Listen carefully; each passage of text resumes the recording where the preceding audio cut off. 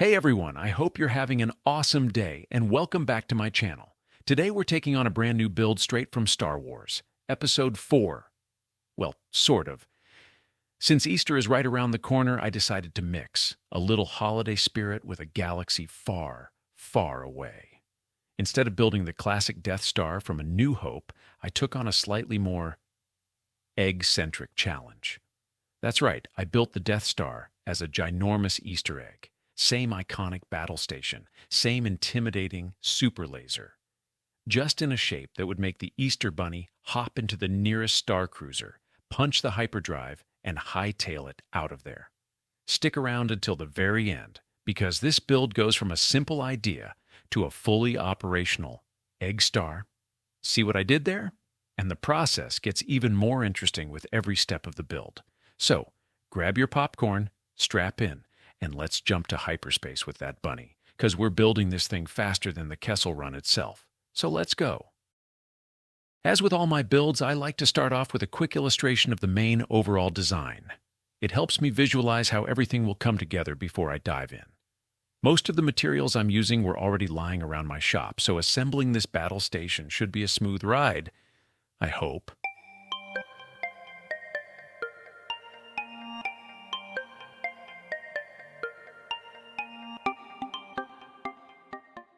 Starting from left to right, we've got a very shiny, gold-plated, jumbo two-piece Easter egg, the foundation for this entire build. And to transform it into the ultimate egg star, I'll be using gray primer from Rust-Oleum, Flexstone textured spray paint by Krylon Haze Gray from Tamiya, 5 different sizes of pinstriping tape, and some 400 grit sandpaper. So, let's get started. To tone down the mirror-like finish on the plastic egg, I start by sanding the entire surface so the primer has something to grab onto when it's time to paint. To keep the surface even, I use my trusty foam sanding pad with 400 grit sandpaper attached, working it across the bottom of the egg until that super reflective shine is completely wiped out. This step removes the glare that doesn't play well on camera and gives the surface a much better foundation for the paint to come. Many unbearable hours later. After giving both halves of the shell a thorough sanding, here's what they look like. The mirror finish is finally gone, the surface is nicely dulled down, and the egg is finally ready for the next step in the build.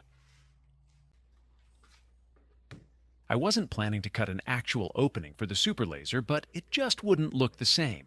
Using my circle template, I scribe the outline with a pencil where I think it should go. Wish me luck.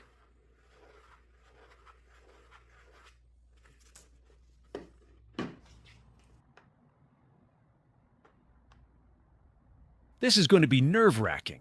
One wrong move and I'll either need to buy another jumbo-sized egg, or I'll be taking a guaranteed trip to the hospital.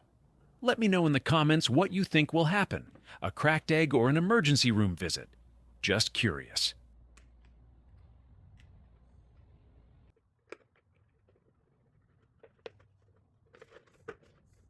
Okay, now we're cooking with gas. I can't wait to be done with this step. Just a few more cuts, and this thingamabob will finally be out.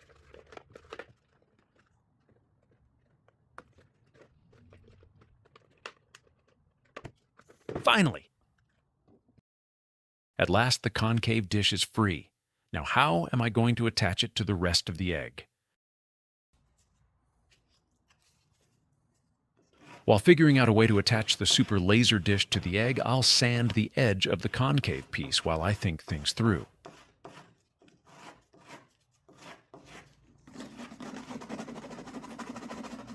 Now I'll sand the inside edge of the opening on the egg to remove any lingering burrs left from the cut. This should help clean up the edge so when everything is attached together, it looks nice and sharp instead of rough or uneven. At least that's the plan. Oh, and while working on this part, I think I may have found a solution to finally attach the concave dish and the egg together.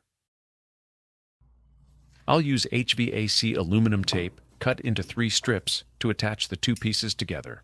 I mean, if it's strong enough to keep a heating duct together in the middle of winter, I'm pretty sure the Empire won't mind using it on the Death Star. Egg Star. After carefully peeling the tape off its backing and making sure it doesn't stick to itself, because this thing has a mind of its own, I'll stick it to the convex part of the dish, getting it ready to attach to the inside of the egg. Wish me luck. The moment has finally arrived to see if this idea of mine will actually work.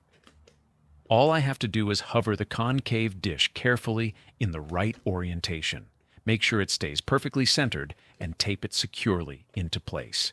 Easy, right? It's a bit of a shaky palms moment, but if this thing actually works, the dish and egg will look seamless together. At least that's what I'm hoping for. Makes you wonder, did the Empire have the same problem when building their orbital battle station, or did they just hire a bunch of Jawas with better taping skills? Not bad, huh? To simulate the internal part of the dish, I'll cannibalize this pump bottle into that contour.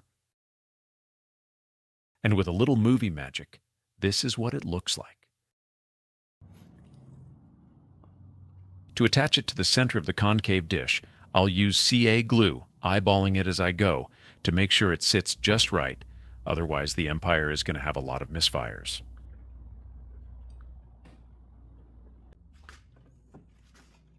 For added detail, I'll use this piece of polystyrene to create ribs that will wrap around the center of the dish.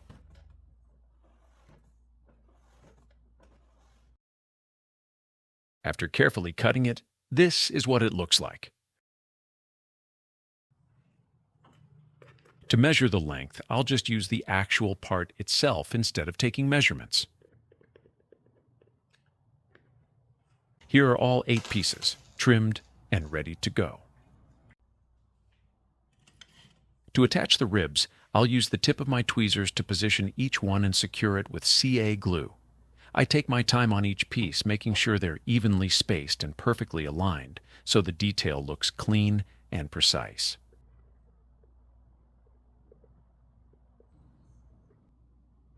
With the last rib now in place, that sub-assembly is complete.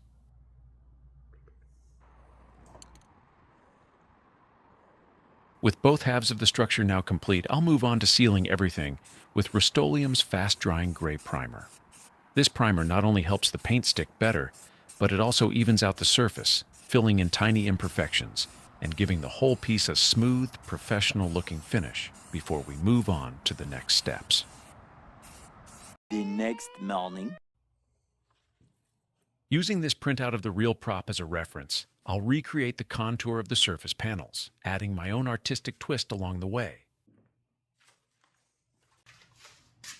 To scribe the lines, I'll use my straight edge along with this 40,000ths of an inch thick sheet of polystyrene, turning it into a simple jig to guide each vertical and horizontal mark accurately.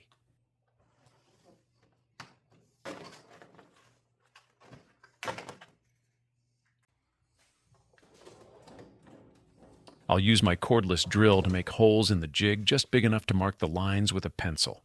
You'll notice that off camera I bent the jig slightly to match the contour of the egg, ensuring the lines follow the shape perfectly.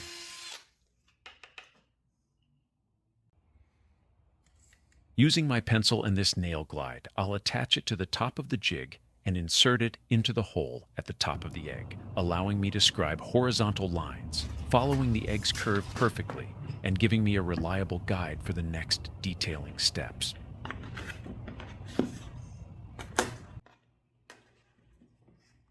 With my jig in place, I'll mark the 3 horizontal lines where I think they should go based on the image, again using plenty of artistic licensing. Because at this scale, nobody from the Empire is coming by with a ruler to check my work. With all 3 marks drawn, all I need to do now is drill each of them out. I'll make the holes just big enough for the tip of the pencil to pass through, so I'll know where I can apply the pinstriping later. Here goes nothing. With all 3 horizontal lines marked, I'll reposition my jig to the outside hole, so I can start working on the vertical lines next. By adjusting the jig to the new location, it will help guide the pencil and keep the markings straight as they run vertically across the surface of the egg. The hole on the left is for the horizontal lines, and the hole on the right is for the verticals.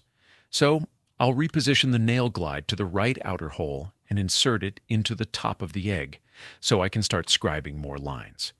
I slowly rotate the egg as I go to keep the marks consistent and evenly spaced across the surface, following the photo of the original prop. Again, I'm still using that very broad artistic license here. Geez, I hope my artistic license doesn't get suspended by the Empire. 2 hours later. With all my lines finally drawn on both the upper and lower halves, the next step will be masking them off with pinstriping tape. Here are the 5 rolls of pinstriping tape that I'll be using. Starting at the top with an 1/8 of an inch thick tape, and working my way down, I carefully follow each of my pencil lines and trim the tape wherever necessary to keep the lines clean and accurate. This step takes a lot of patience and a very steady eye because the tape has to stay perfectly aligned with the marks all the way around the egg. One wrong move and I'll be peeling it off and starting all over again. Let's hope it doesn't happen because I hear the Empire is not too forgiving, especially that Vader guy.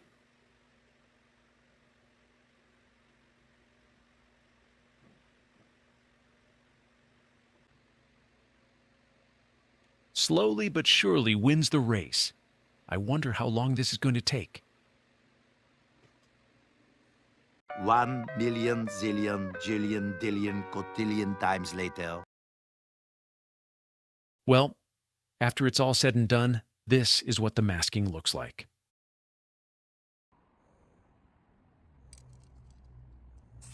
Using haze gray spray paint from Tamiya, I paint both halves completely to establish the base color for the panels.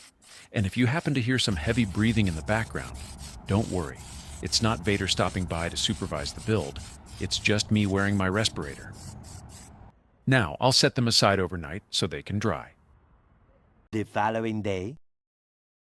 Next is Flexstone Textured Spray Paint by Krylon. This spray paint creates a heavy surface area when applied, so I'll spray it from a distance to keep the coat light and avoid building it up too heavily. 1 day later. After the Flexstone Textured Spray Paint has cured overnight, I'm excited to see how everything looks once the pinstriping is removed. I'll have to be extremely careful while peeling it off, because the last thing I want to do at this stage is scratch the finish.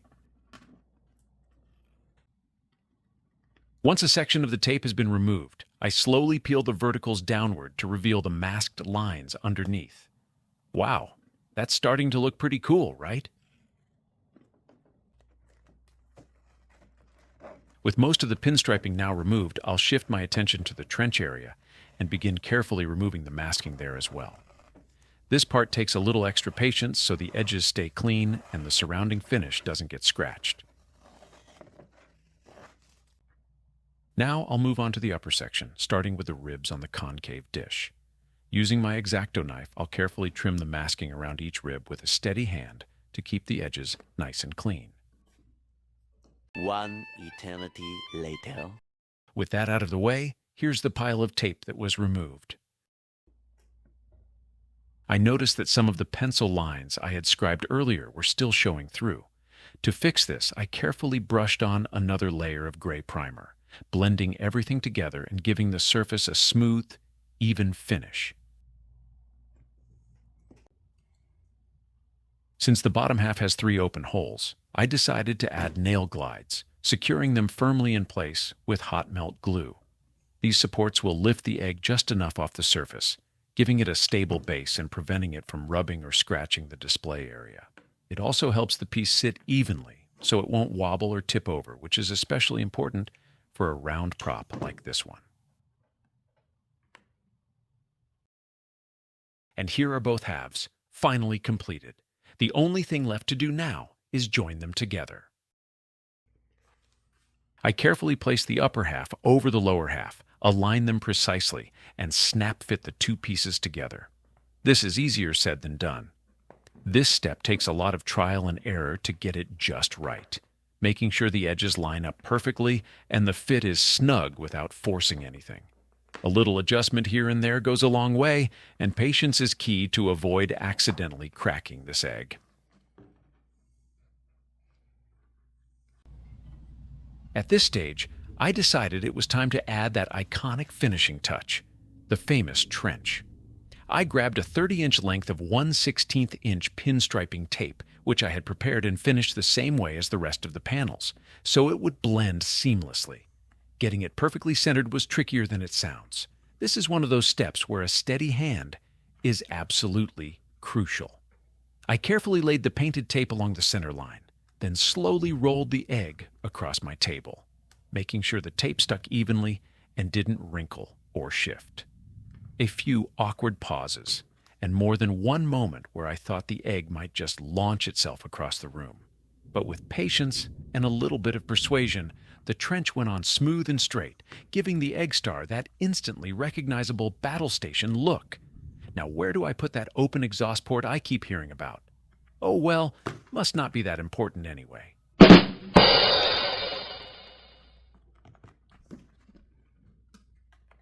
And there you have it, my take on that classic battle station, the Egg Star.